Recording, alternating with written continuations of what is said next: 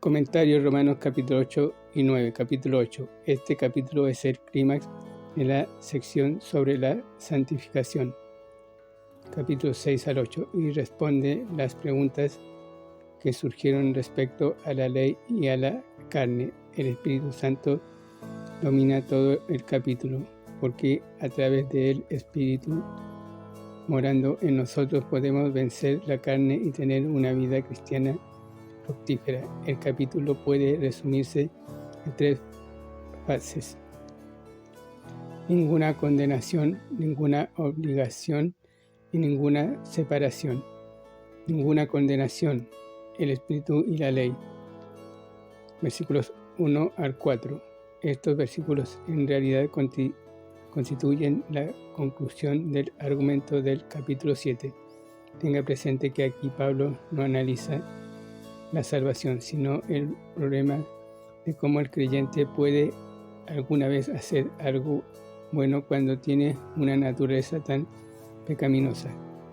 ¿Cómo puede un Dios santo aceptar alguna cosa que hacemos cuando no tenemos nada bueno morando en nosotros? Tal parece que tendría que condenar todo pensamiento y obra. Pero no hay ninguna condenación, puesto que el Espíritu Santo que mora en nosotros cumple la justicia de la ley. La ley no puede condenarnos porque estamos muertos a ella. Dios no puede condenarnos porque el Espíritu Santo capacita al creyente a andar en el Espíritu y por consiguiente a satisfacer las exigencias santas de Dios. Es un día glorioso en la vida del cristiano cuando se da cuenta de que los hijos de Dios no están bajo la ley, de que Dios no espera que hagan buenas obras en el poder de su vieja naturaleza. Cuando el cristiano comprende que no hay ninguna condenación, se percata de que el Espíritu que mora en él agrada a Dios y lo ayuda a agradarle. ¡Qué gloriosa salvación tenemos! Estad pues firmes en la libertad con que Cristo nos hizo libres y no estéis otra vez sujetos al yugo de esclavitud, advierte Pablo en Gálatas capítulo 5 versículo 1. Ninguna obligación, el espíritu y la carne. Versículos 5 al 17. El creyente puede tener dos disposiciones, mente, designios.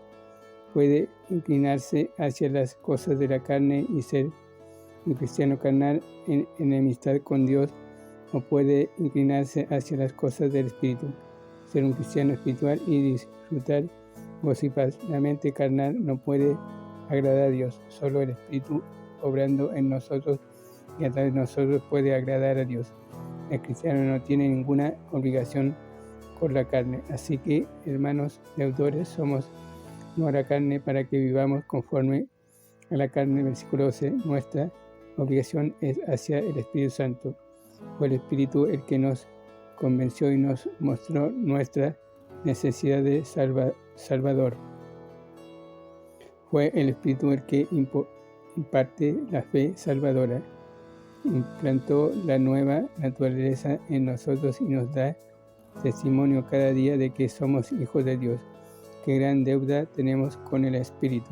Cristo nos amó tanto que murió por nosotros. El Espíritu nos ama tanto que vive en nosotros. A diario soporta nuestra carnalidad y egoísmo. Todos los días nuestro pecado lo contrista y sin embargo nos ama y permanece en nosotros como el sello de Dios y las arras. Garantía 2 Corintios capítulo 1 versículo 22 de las bendiciones que nos esperan en la eternidad. Si alguien no tiene el Espíritu morando en él, no es un hijo de Dios. El Espíritu Santo se le llama el Espíritu de adopción. Versículo 15. Vivir en la carne o bajo la ley y ponerse bajo la ley es inclinarse a vivir en la carne. Conduce a la servidumbre, pero el Espíritu conduce a una vida gloriosa, libertad en Cristo. Libertad para el creyente jamás significa hacer lo que se le antoja, porque esa es la peor clase de esclavitud. Más bien, la libertad cristiana en el Espíritu es libertad de la ley y de la carne, para que podamos agradar a Dios y llegar a ser lo que Él quiere que lleguemos a ser. Adopción en el Nuevo Testamento no significa lo que típicamente denota hoy en día: recibir a un niño dentro de una familia como miembro legal de ella.